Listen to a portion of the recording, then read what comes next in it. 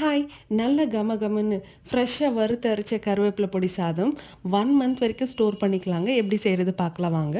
3 spoon கடலைப்பருப்பு, 3 spoon உளுந்து, 10 பல் பூண்டு, 2 காஞ்ச மிளகாய், ஒரு சின்ன நெல்லிக்காய் சைஸ் புளி எடுத்திருக்கேன். 1 டேக்கு முன்னாடி நான் கருவேப்பிலை நல்லா வாஷ் பண்ணி இந்த அளவுக்கு காய வச்சு எடுத்து வச்சுருக்கேன். இப்போ ஒரு பேனில் 2 டேபிள் ஸ்பூன் எண்ணெய், நம்ம எடுத்து வச்ச உளுந்து, கடலைப்பருப்பு, பூண்டு, காஞ்ச மிளகாய், புளி எல்லாம் சேர்த்து நல்ல லோ ஃப்ளேமில் வச்சு வருங்க.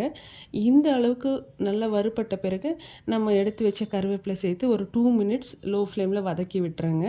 நல்லா ஆறின பிறகு ஒரு மிக்சர் ஜாரில் சேர்த்து கொஞ்சமாக பெருங்காயத்தூள், 1/4 ஸ்பூன் ஜீரகம், தேவையான அளவு உப்பு சேர்த்து கொரகொரப்பாக அரைச்சி எடுத்து வச்சுக்கோங்க.